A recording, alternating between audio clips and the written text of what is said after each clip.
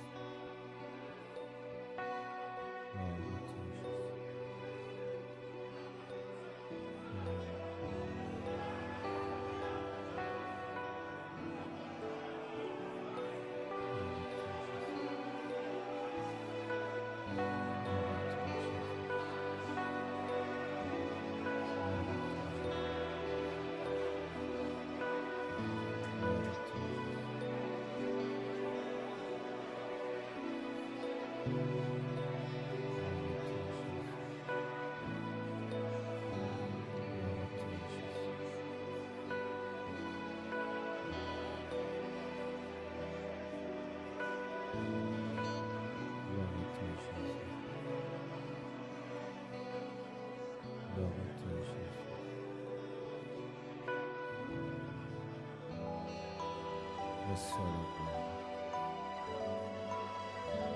Reçois la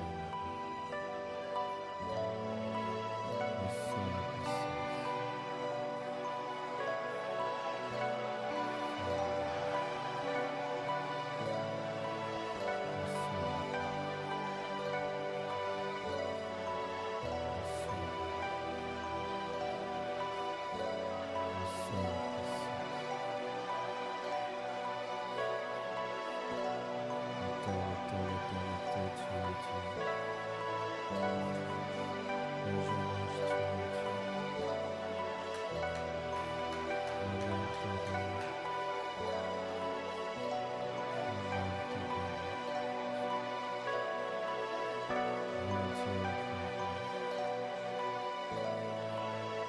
Dieu redoutable et puissant, je t'adore, Jésus. Je t'aime.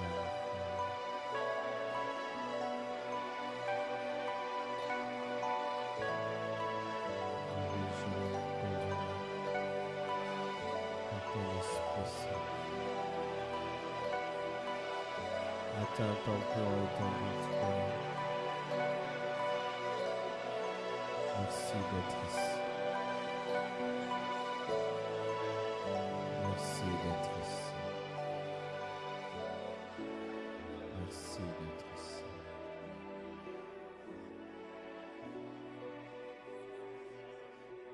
Merci d'être ici.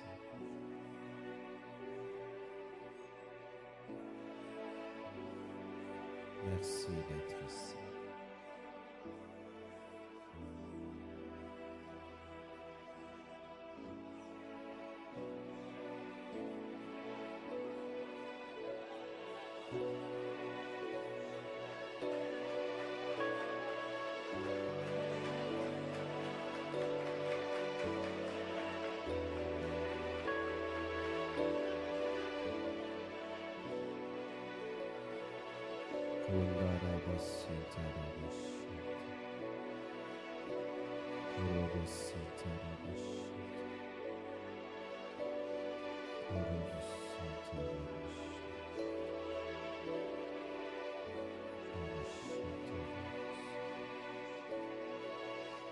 À toi la gloire. Au nom de Jésus, nous avons ainsi prié. Amen. Nous acclamons le Seigneur.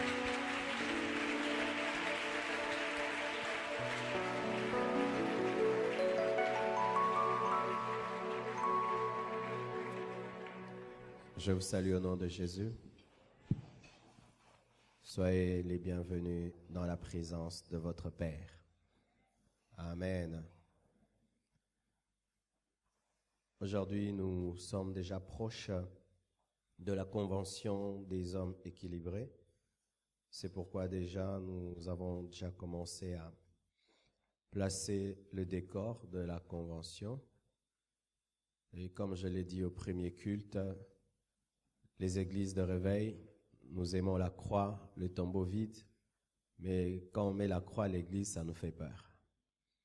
Alors, pour ceux qui sont effrayés peut-être par la décoration mise par les papas, c'est seulement une représentation de l'œuvre de la croix et du tombeau vide qui nous sauve. Amen.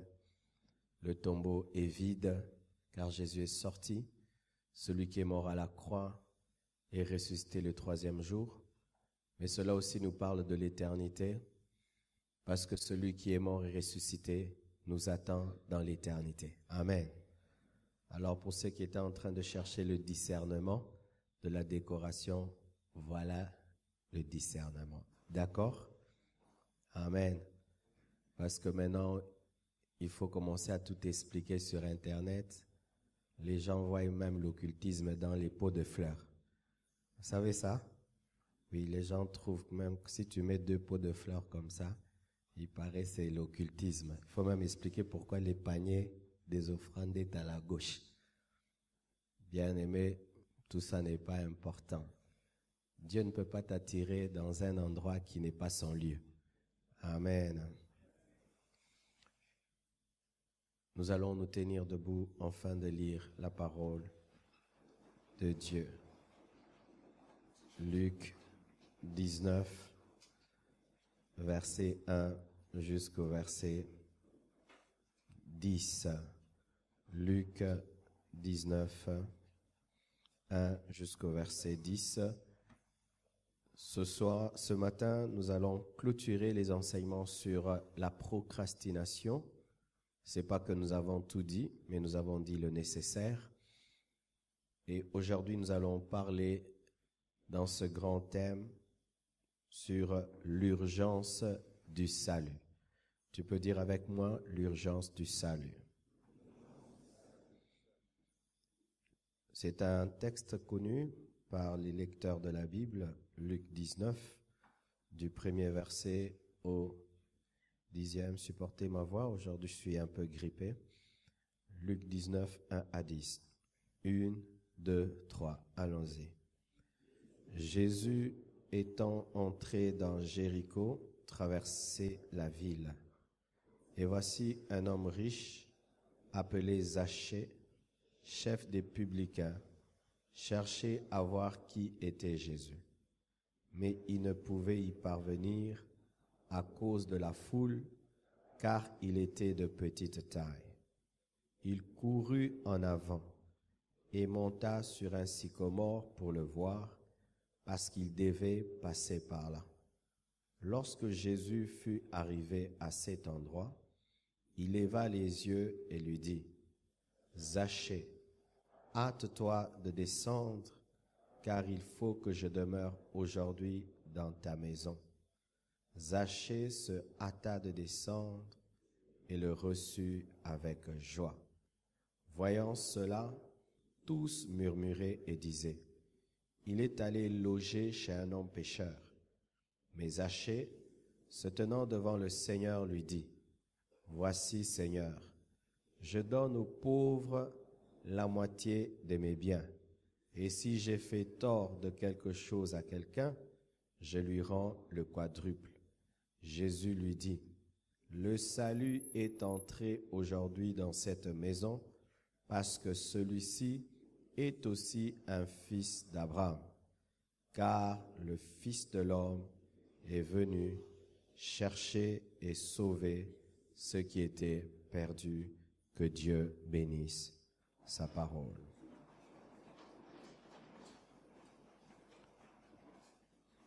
Amen. Tout ce que j'ai dit précédemment reste vrai. Amen. Car Dieu ne bâtit pas avec que des nouvelles pierres, il ajoute sur les anciennes pierres des nouvelles. Ainsi, je peux quitter un enseignement où je vous encourage à travailler et à vaincre sur la terre et vous parler d'un autre enseignement qui parle de l'éternité. C'est pas que l'enseignement qui parle de l'éternité contredit l'enseignement qui parle de réussir sur cette terre, mais ce sont deux enseignements complémentaires. En attendant le retour de Christ, nous avons des responsabilités terrestres et Dieu veut que nous puissions exceller en cela. Mais il y a des messages prioritaires, des messages fondamentaux. Et aujourd'hui, je vais donner un message fondamental. Alléluia. Nous connaissons tous l'histoire de Zachée, comment il a rencontré Jésus. Mais j'aimerais qu'on puisse entrer en profondeur. La Bible dit que Zachée n'était pas un homme comme tous les autres. Zachée était un publicain. Et lorsque dans la parole de Dieu, on ajoute une qualification à un nom, cela n'est jamais anodin. C'est toujours avec un but précis. Qui était un publicain au temps de Jésus? Le publicain, c'était un juif, mais qui collaborait avec les Romains. Lorsque les Romains dominaient une nation, ils la colonisaient. Ils établissaient un gouverneur romain qui régnait dessus en collaboration avec des Juifs. Et parmi les Juifs, il y avait des hommes qui devaient percevoir l'impôt, non pas pour Israël, mais pour Rome. Ce sont elles qu'on appelait les publicains.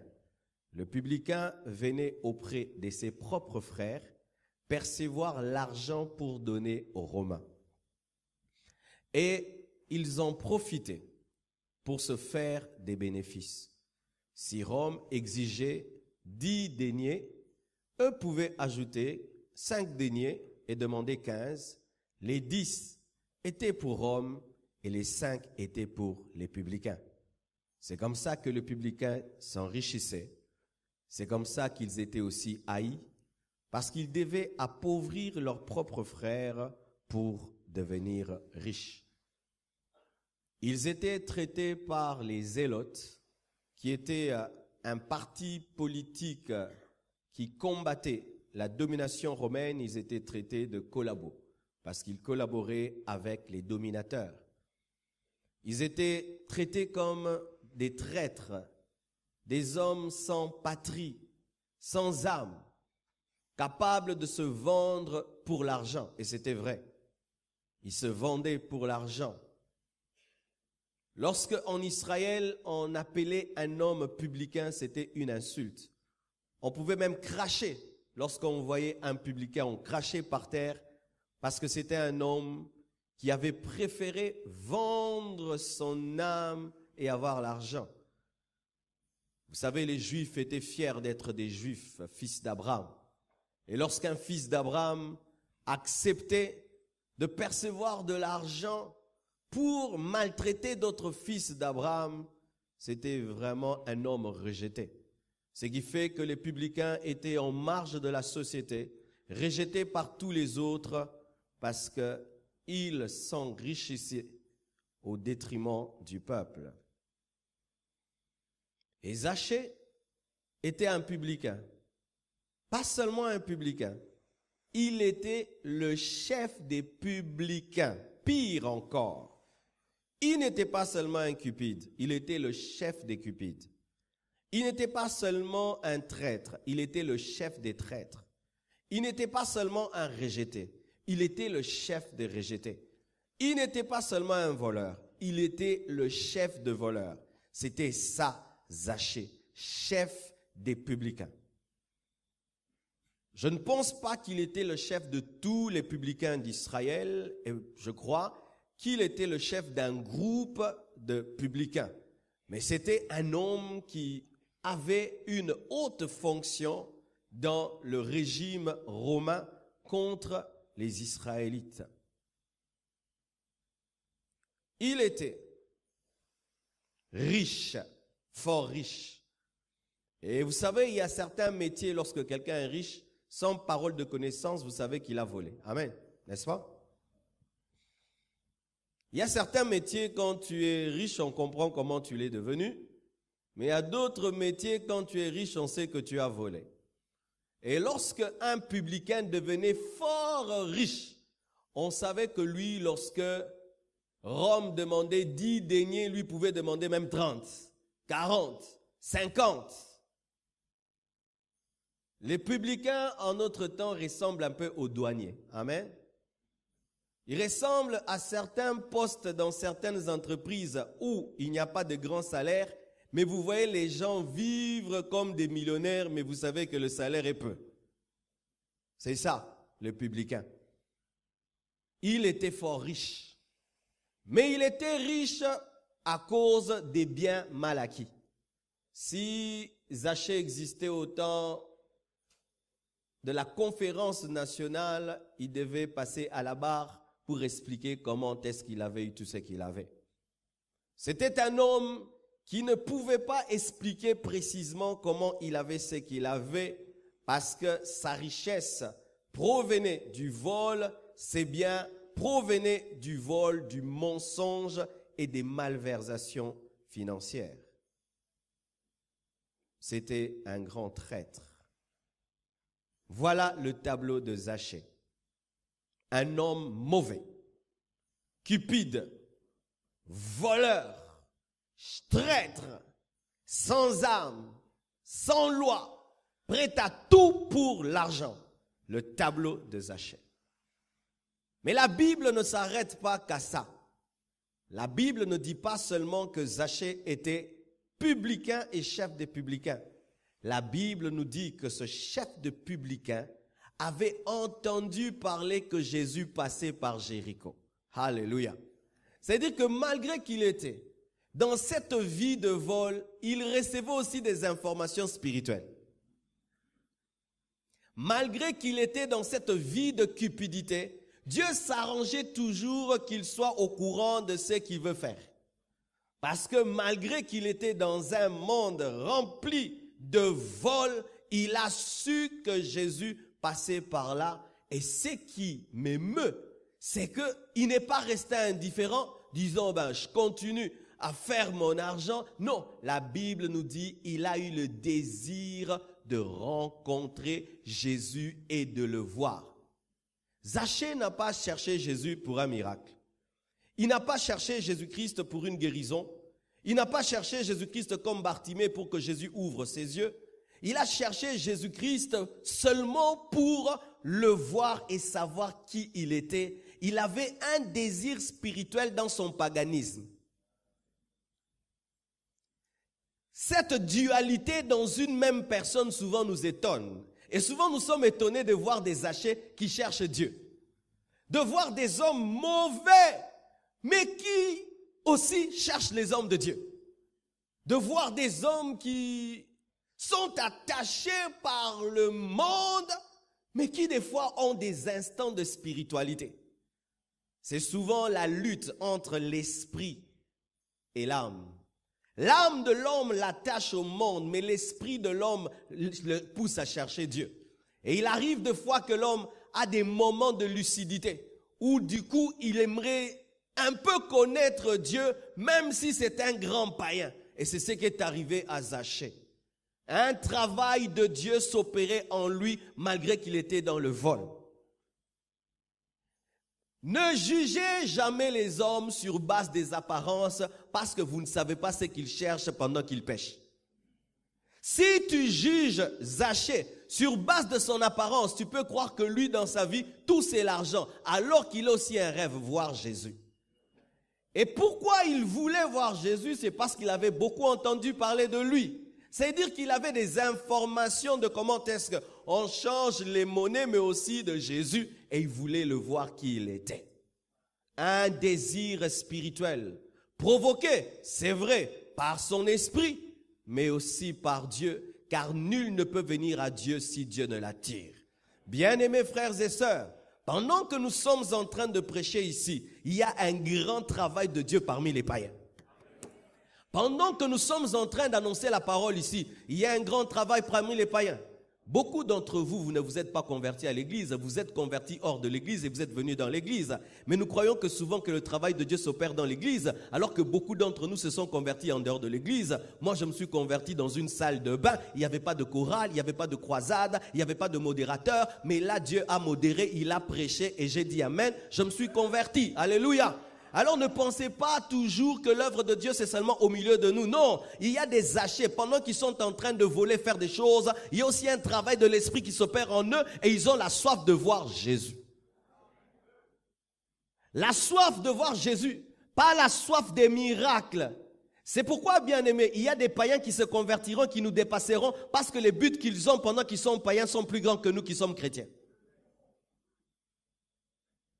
Lorsque tu es un chrétien, ta seule préoccupation, c'est que Dieu te bénisse et que tu vois des miracles et des prodiges. C'est de cela que dépend ta vie chrétienne. Si Dieu fait un miracle, si Dieu te bénit, tu as la joie. Mais il y a un païen, lui, il dit le jour que je me convertirai, ce ne sera pas pour les miracles et les prodiges. Moi, je serai un serviteur de Dieu. Il te dépassera le jour qu'il viendra parce que lui, il a un but qui te dépasse, même si pour l'instant tu le dépasses. Il voulait voir Jésus. Mais il avait un problème. Il avait tout l'argent qu'il avait, mais il n'avait pas la taille qu'il voulait.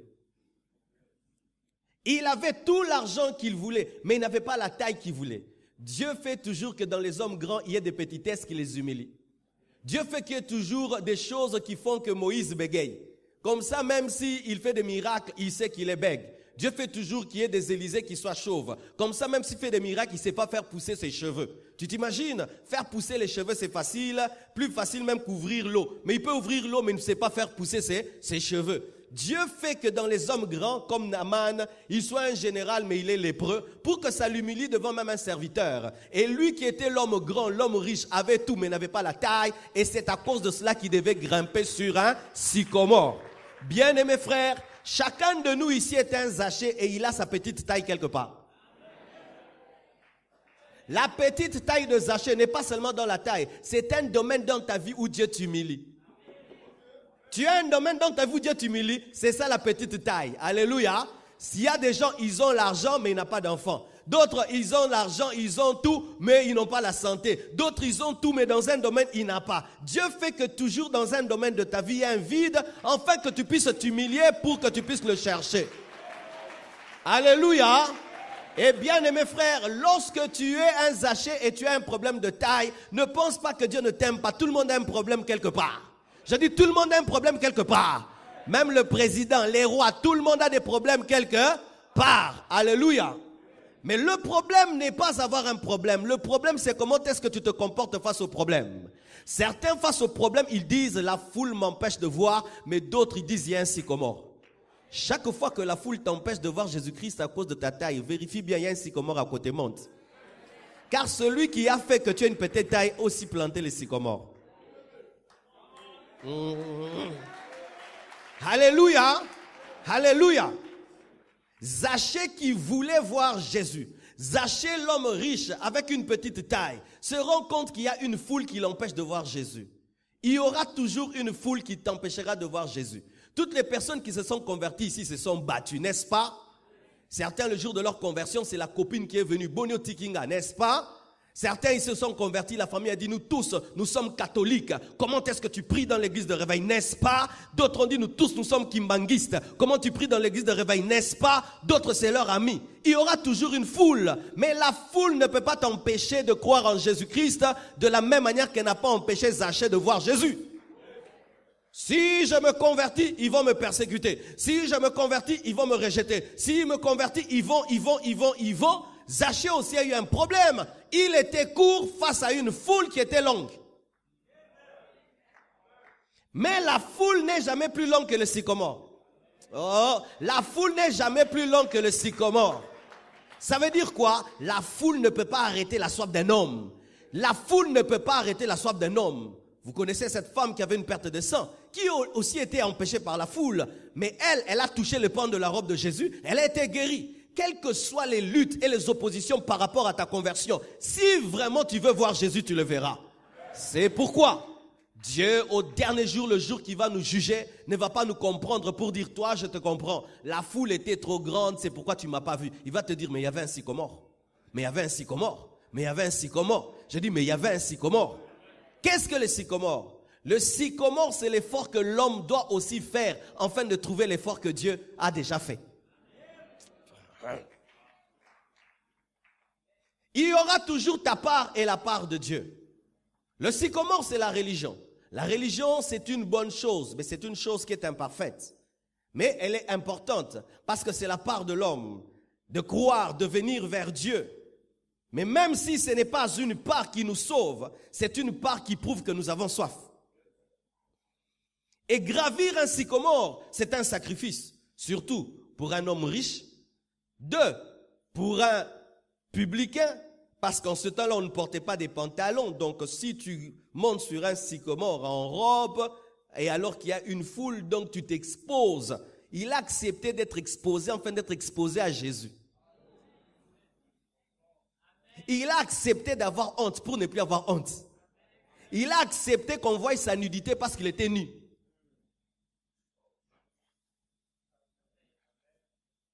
Il monte sur le sycomore et il a une famille, il a des amis. C'est sûr qu'on lui pose des questions. Mais Zachée, qu'est-ce que tu fais?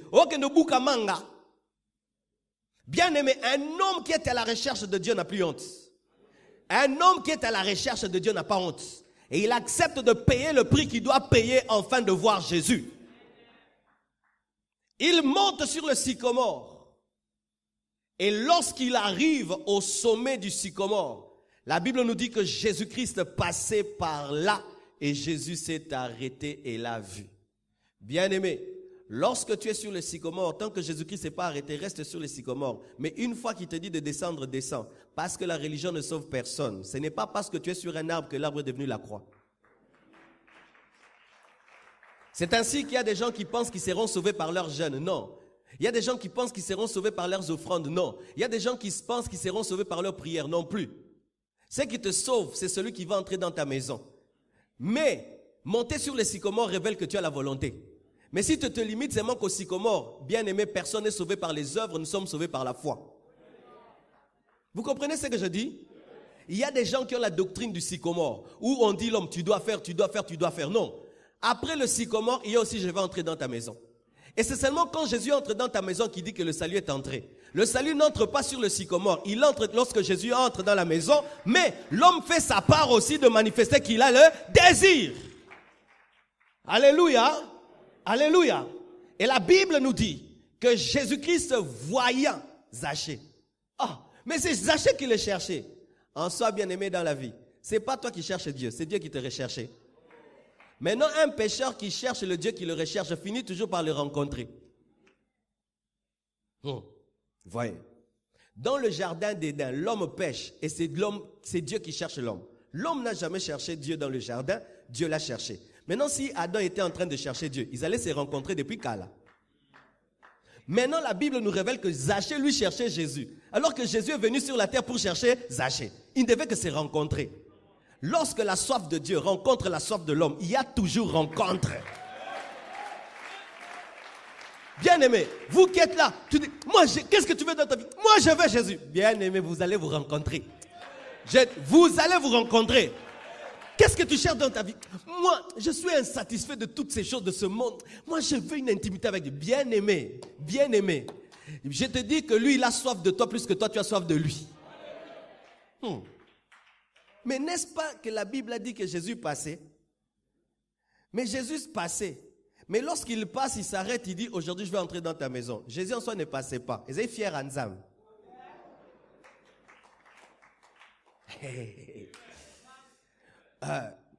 Vous voyez les femmes de fait sont comment? Elles sont en train de passer Mazo Lingani Neobengaï, n'est-ce pas? À ça, les filles ont saleki, mais se stoppé pas à Zongi. Eh bien, Wando Tunanga, mais pour ce n'est côté pas Abino. Jésus-Christ aussi, lorsqu'il passait à Jéricho, il ne passait pas à Jéricho, il cherchait la maison de Zachée. Mais il voulait que Zachée puisse manifester la soif. Pourquoi? Il y a un principe dans la Bible. Lorsque Dieu donne une dimension, il a présence, c'est à toi de la prendre. On appelle ça l'ambano. Amen. Hein? C'est-à-dire, je fais ceci pour toi, toi tu prends. Jésus avait le plan d'entrer dans la maison de Zachée, mais il n'a jamais dit, parce qu'il voulait que la soif puisse déclencher le plan. C'est-à-dire que Zachée pensait que Jésus passait alors que Jésus venait. Tu vois là, tu peux croire que je suis en train de prêcher à tout le monde alors que je suis en train de te prêcher. Tu peux croire que, pasteur, oh, t'es à bien, non, t'es à bien, non, t'es à yo. Lorsque j'ai commencé à prêcher, tu pensais que c'était une bonne prédication. Maintenant, tu commences à te rendre compte que non, comment le bamaramona yo? Puis c'est maramona, on est au bandaki déjà depuis Kala. Oh, donne-moi un amen. Jésus passait. Et le Jésus qui passait dit, aujourd'hui je vais entrer chez toi. Donc c'était le programme de Dieu, mais qui était inconnu des Zachée, mais connu de Jésus. Mais Jésus le voyait déjà depuis qu'il était à la maison, depuis qu'il courait pour monter. Et même, Zachée a cru que Jésus l'a vu quand il était sur le sycomore, alors que Jésus l'avait vu depuis qu'il était à la maison. Mais il voulait le voir sur le sycomore pour voir si cet homme, malgré sa richesse, peut être s'humilier afin que j'entre dans sa vie. C'est alors que Jésus lui dit, descends. Monter sur le sycomore, c'est l'humiliation. Descendre, c'est l'élévation. Car un grand homme qui monte sur le sycomore, même s'il est monté pour les hommes, il est descendu. Mais s'il descend parce que Jésus l'invite, alors il est monté. Les voies de Dieu ne sont pas les voies des hommes. C'est pourquoi certains, lorsque vous vous convertissez, vous sentez que vous descendez. Vous n'êtes pas descendu, vous êtes monté. Vous êtes monté. Vous êtes monté. Car pour Zachée, être sur le sycomore est une humiliation. Et descendre, c'est ça l'élévation. Mais pour les hommes, il est descendu, il est devenu court. Alors qu'il n'est plus court, il est devenu géant. Zachée était court, c'est pourquoi il est monté pour voir Jésus. Maintenant, Jésus le voit et Jésus lui dit, je vais entrer dans ta maison.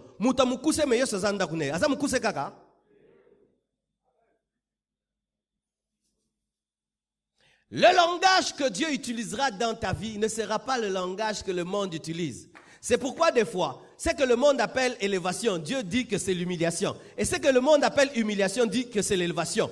La croix, c'est la honte pour les hommes, mais la croix, c'est l'élévation pour Dieu. Alléluia.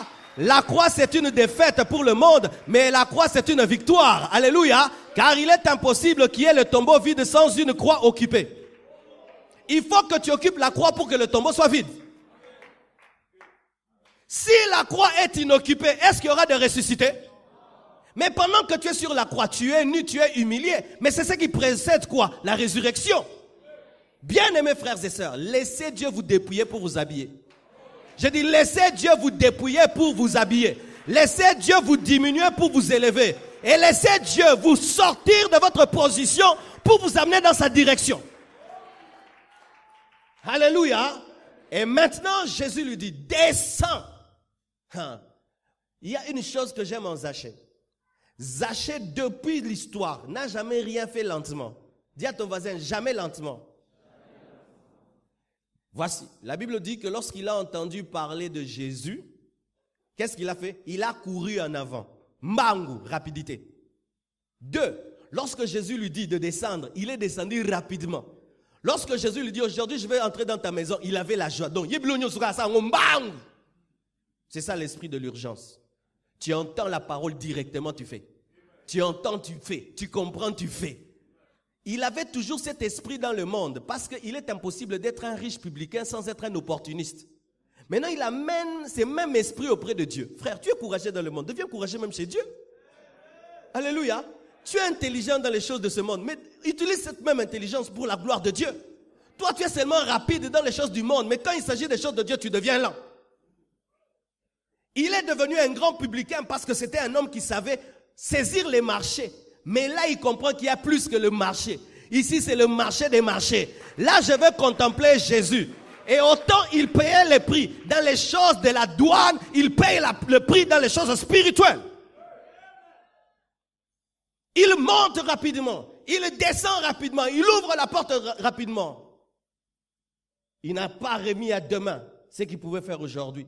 Comme certains remettent à demain leur conversion. Une parole le touche, il dit, ah c'est très bien, je veux me convertir demain. S'il prêche encore comme ça dimanche, ah il va m'avoir.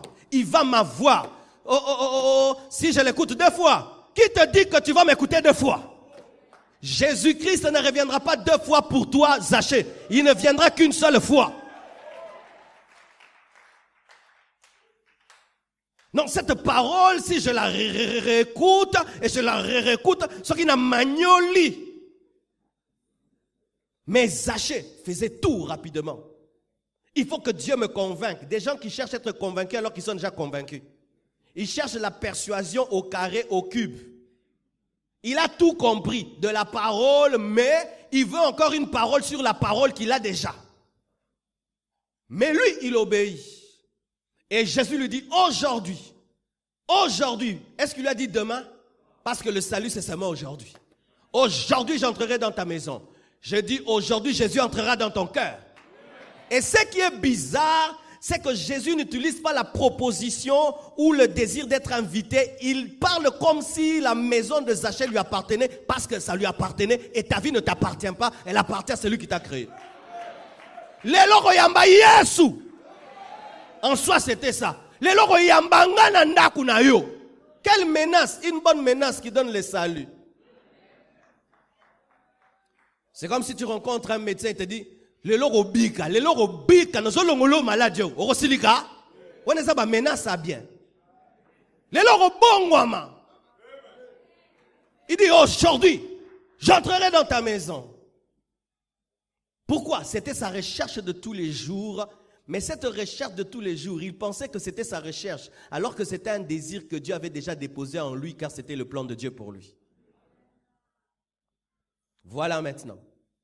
Dieu fait une chose merveilleuse. Un grand homme comme celui-là s'humilie et Jésus entre dans sa maison. Écoutez maintenant les hommes. Les hommes commencent à murmurer. Comment est-ce que Jésus-Christ peut aller manger, entrer dans la maison d'un publicain? Vous savez, il y a des gens qui ne font rien pour les autres, mais qui sont toujours là les premiers pour critiquer ce que Dieu fait pour eux. Ils sont incapables d'aider même un païen. Mais s'il te voit avec un païen, tu le prêches, il dit que tu vas abandonner Dieu. Ils ne font rien pour sauver l'humanité, mais ils sont là qu'à critiquer les gens qui font des efforts pour sauver les autres. Des gens qui ne sont là que pour juger ce que Dieu fait, mais qui ne font rien pour que Dieu les utilise, pour que Dieu fasse quelque chose. Ils ne pouvaient rien faire pour Zachée parce qu'il le condamnait et le jugeait. Mais Jésus-Christ, qui aimait Zachée plus que eux, s'est approché et entré dans sa maison. Bien-aimés frères, les murmures des religieux ne changeront rien sur le plan de Dieu dans ta vie. Car Dieu ne demande la vie d'aucun homme pour entrer dans la vie d'un païen. L'homme souvent mélange le péché avec le pécheur, mais Dieu sépare toujours le péché du pécheur. Oui, Zachée était publicain, mais il était aussi fils d'Abraham. Mais les hommes se concentrent sur le publicain, ils oublient le fils d'Abraham, alors que Dieu se concentre sur le fils d'Abraham afin de sauver le publicain. Les hommes se concentrent sur le péché pour t'appeler démon, mais Dieu se concentre sur le fait que tu es créé à son image et à sa ressemblance pour te sauver des démons. La vision que tu as d'un homme détermine ton comportement envers lui. La vision de Jésus par rapport à Zachée n'était pas le vol qu'il commettait, mais c'était le potentiel qu'il avait d'être un adorateur. C'est ainsi que l'homme revient toujours pour te rappeler ton passé, mais Dieu revient pour te dire ce que tu seras. Béni soit le Dieu d'amour qui ne jette pas le bébé avec l'eau du seau. Quand on lave un bébé, on jette l'eau sale, mais on garde le bébé. Et Dieu jette le péché et il garde l'homme. Les hommes commencent à juger. Juger pourquoi? Qu'est-ce qu'il fait là? Une sanctification de synagogue. Vous connaissez la sanctification de synagogue? C'est aller à la synagogue et rencontrer des synagogiens, si ça se dit, et puis rentrer à la maison et dire gloire à Dieu, j'ai pas péché. Mais la vraie sanctification, c'est après la synagogue, aller sur le chemin et rencontrer des publicains et rester un saint. Jésus est venu comme la lumière dans les ténèbres, il n'est pas venu comme la lumière dans des lumières. Mais souvent les chrétiens n'ont qu'une sanctification de l'église et ce qui les empêche de sauver les publicains, car le publicain on ne le rencontre pas à l'église, on le rencontre là où il vole. C'est ainsi que les chrétiens souvent, ils sont chrétiens tant qu'ils n'ont pas trouvé le boulot. S'ils trouvent le boulot et ils vont dans un endroit où de 8h à 16h, on ne parle que du péché et du péché, ils deviennent pécheurs parce qu'ils sont incapables de conserver la sainteté malgré le péché. Tu es la lumière du monde lorsque tu rencontres un Zachée, tu l'éclaires. Et on ne reconnaît d'ailleurs qu'une lumière qui est dans les ténèbres. On ne reconnaît que la dimension profonde d'une sainteté que lorsqu'elle demeure malgré les influences extérieures. Mais eux avaient une fausse sainteté. Une sainteté où on rejette les païens, on rejette les pécheurs et on est entre les saints et on dit qu'on est saint. Non, Jésus n'est pas venu pour ça. Il a dit à ses disciples qui étaient saints, allez, faites de toutes les nations. Nations, c'est quoi? Ce sont des nations idolâtres. Allez vers les nations idolâtres. Si du matin au soir tu ne fréquentes que des chrétiens, c'est pas extraordinaire. Mais si du matin au soir, un temps les chrétiens, un temps les païens, et les païens tu en fais des chrétiens, ça c'est extraordinaire. Alors eux pensaient que Jésus était comme eux, alors que Jésus-Christ était Dieu. Et pendant qu'eux sont en train de juger le fait que Jésus-Christ entre chez les publicains, Zachée les corrige encore. Il dit, Jésus, je donne la moitié de mes biens aux pauvres. Alors que les gens qui les jugeaient volaient les pauvres. Mais lui, il dit, je donne la moitié de mes biens aux pauvres. Qui lui a prêché de donner la moitié de ses biens aux pauvres? Avez-vous entendu Jésus-Christ prêcher, donne la moitié de tes biens aux pauvres? La présence de Dieu en Jésus-Christ l'avait prêché. Bien-aimé, lorsque Dieu veut te transformer, on ne prêchera pas tout. N'attendez pas toute prédication pour tout faire, car la présence de Dieu prêche tout ce qu'on ne prêche pas. Je peux être en train de prêcher ce que je prêche là, mais l'Esprit de Dieu te dit autre chose. Jésus lui dit, je vais entrer dans ta maison. Il y a un dieu bêta ma soleur ou kababilo. Bah, c'est là qu'il appelle des fonds. Mais vous savez qui lui prêchait? Malgré qu'il était un païen, il savait qu'il était voleur. Mais comme maintenant, le Saint-Esprit accentue la conscience, la présence de Dieu qui était en Jésus, a accentué sa conscience qu'il a dérangé, lui révélant qu'il était riche, mais dans le vol et la cupidité, il devait se mettre en ordre avec Dieu. Il devait porter les fruits dignes de la repentance. Tu dis que Jésus est entré dans ta maison. Est-ce que tu as donné tes biens aux pauvres? Est-ce que tu as donné le quadruple à qui tu avais volé? Est-ce que tu as restitué ce que tu as pris? Lorsque Jésus entre dans la maison d'un homme qui a comme Dieu maman, maman doit tomber. Il doit renverser l'autel maman. L'autel maman ne se renverse pas avec les prières, se renverse en donnant les biens mal acquis. J'ai commencé à prêcher maintenant. Au Congo, voilà, on est lié par l'esprit de cupidité puis on prie beaucoup. Non, quand tu es lié par l'esprit de cupidité, tu rends l'argent que tu voles. Au nom de Jésus, non, lorsque tu es lié par un esprit de cupidité, tu vois que cette télé, je l'ai achetée dans le vol, tu l'as fait sortir de ta maison. Les cadeaux que tu as reçus dans le péché, tu les enlèves de ta maison. Toute chose dans ta maison qui révèle le péché, le vol, tu dois l'enlever. C'est ça, balayer la maison. Nous balayons vraiment avec les combos, nos maisons pour que les démons partent, alors qu'il faut enlever les choses du diable. Qui lui a prêché le combat spirituel? Personne, le Saint-Esprit.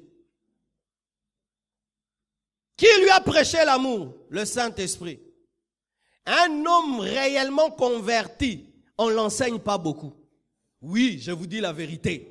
Un homme qui est réellement dans le processus de l'esprit, on ne lui dit pas beaucoup de choses parce que l'esprit lui enseigne toutes choses. Si dans ta vie chrétienne, tu ne fais que ce qu'on te dit, tu n'as pas Dieu. Les hommes qui ont Dieu, ils entendent Dieu. Et ils font des choses qui dépassent le prédicateur. Jésus vient entrer, lui commence à dire, si je vais donner la moitié de mes biens. S'il avait 10 000 $, il donne la moitié. Il garde combien? 5 000 $. Jésus le trouve riche et puis devient moitié riche. Depuis que Christ est entré dans ma vie, je suis devenu riche. Mais Zachée, voici son témoignage. Depuis que Christ est entré dans ma vie, je suis devenu pauvre. Alléluia. C'est la Bible ou pas la Bible? Voici. Si tu es un homme qui travaille et qui te donne à Dieu, Dieu va te multiplier. Mais si les choses que tu gagnes, tu les gagnes dans le vol, Dieu va t'appauvrir. Je dis Dieu va t'appauvrir. S'il ne t'appauvrit pas, il t'encourage. Êtes-vous prêt à devenir pauvre pour Jésus? Êtes-vous prêt à devenir pauvre pour Jésus? À cesser de voler. Et imagine, il prend la moitié de ses biens, il donne aux pauvres. Pas seulement ça. Dans la moitié qui reste, il dit, si je dois quelque chose à quelqu'un, je lui rends au quadruple. Quel problème il a dû avoir? Sa femme conduit une voiture, il dit, donne la voiture là, c'est le quadruple. Son enfant conduit une voiture, donne la voiture là, c'est le quadruple. Quelle persécution. Frères, sœurs, dans ce pays, les Congolais iront en enfer à cause du problème de Zachée. Peu de Congolais sont honnêtes en argent. Même quand ils sont chrétiens, trouver un chrétien congolais honnête en argent, Nzimbu, il peut parler en langue, il peut prêcher, il peut dire tout ce qu'il veut, mais en matière d'argent, des païens. Et c'est là que l'ennemi est en train d'avoir les chrétiens. Réveille celui qui dort. Oh là là, nanko, la mouka, oyoka. Nous corrompons partout. À la douane, nous corrompons partout. Corruption. À l'école, à l'université, partout. Corruption. Dans les affaires, partout. Escroquerie.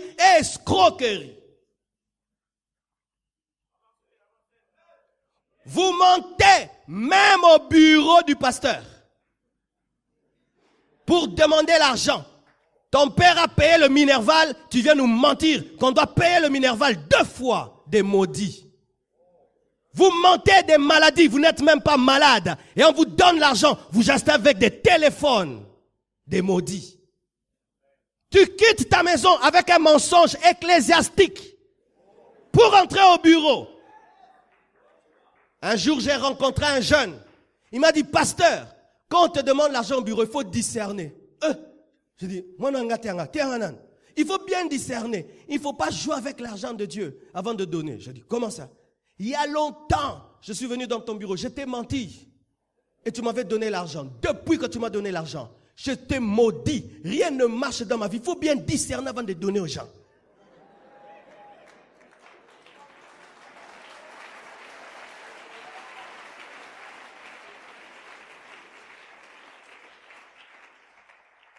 Et Zachée, qui était riche avant Jésus, devient pauvre. Mais il avait la paix. Il n'y a pas de richesse qui dépasse la paix. Si ta richesse t'empêche d'être en paix, c'est de la pauvreté. Je répète, si ta richesse t'empêche d'être en paix, c'est de la pauvreté. Je répète, si ta richesse t'empêche d'être en paix, c'est de la pauvreté. Il était riche, mais sans paix, parce que le manque de paix, Matisé Banzete, imaginez.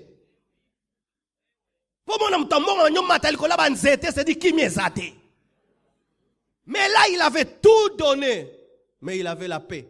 Et Jésus dit, aujourd'hui, pas demain, le salut est entré dans cette maison. Il obtient la justification par la foi.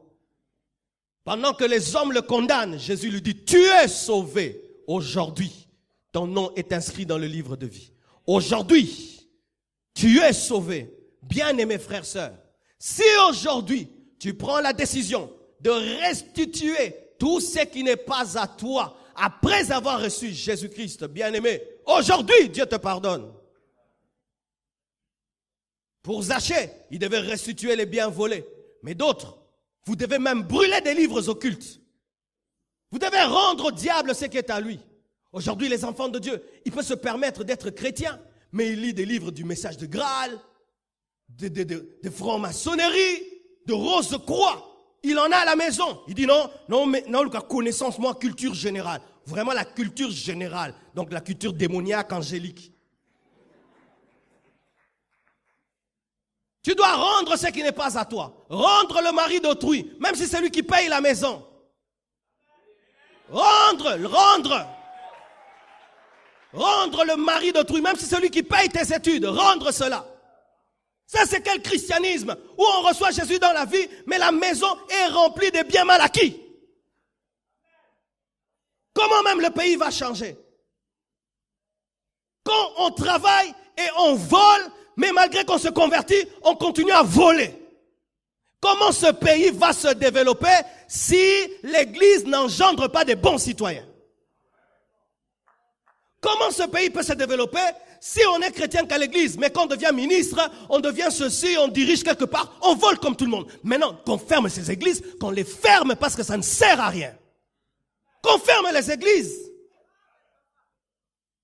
Si venir à l'église, c'est prier, mais quand on sort au boulot, on vole, on est comme tous les Congolais. Mais qu'on les ferme ces églises, elles servent à quoi? C'est comme ça qu'on insulte les pasteurs. Tu deviens professeur à l'université, tu fais comme tous les autres professeurs. Pour réussir à ton cours, il faut de l'argent. Un homme est intelligent, il ne réussira pas. Il faut qu'il donne l'argent. Mais tu es chrétien. Tes syllabus là de $70.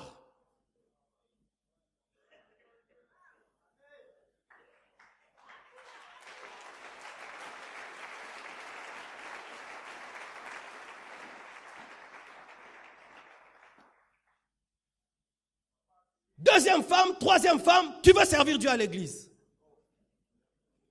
Tu veux servir Dieu à l'église, mais tu es deuxième femme, troisième femme.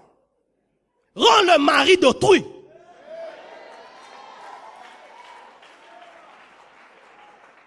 La voiture que tu as, tu l'as escroquée. Rends cette voiture. Rends cette voiture, marche à pied. La parcelle que tu as, tu sais que tu l'as acquise dans l'escroquerie, avec des relations, mais tu sais qu'elle n'est pas à toi. Rends la parcelle d'autrui. Le diplôme que tu as, tu l'as acheté. Tu n'es pas diplômé. Tu dois reprendre. Je suis sérieux. Ne riez pas. Ne riez pas. Je suis sérieux. Parce que maintenant, c'est ça. Quand vous prêchez une chose qui vous touche, vous acclamez, mais vous ne décidez plus. Vous acclamez pourquoi? Théa Bango, ton diplôme, tu l'as acheté. Est-ce que tu es diplômé? C'est ça, les églises aujourd'hui. C'est venir passer des bons moments à l'église, écouter une belle chorale, un pasteur qui s'habille bien, il parle un bon français, et puis amen, tu pries à la compassion. Et puis Jésus revient, vous allez en enfer.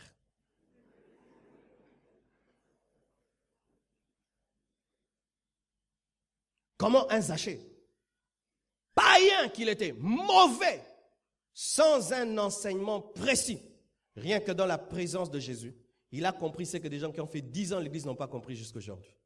Que lorsqu'on reçoit Jésus, on restitue les biens d'autrui. On met sa vie en ordre. On rend même les livres d'autrui qu'on n'a pas rendus. Les CD d'autrui. Les vêtements d'autrui qu'on n'a pas rendus. N'est-ce pas qu'on met là moutueloko? Mais malgré que tu t'es converti, tu n'es jamais allé le voir pour dire reprends ta chose. Tu comptes sur son oubli. Abosana. Et bon, on dit Abosana. Chrétien mazam au meli. Donc sur au PC loro, au bossani et talio.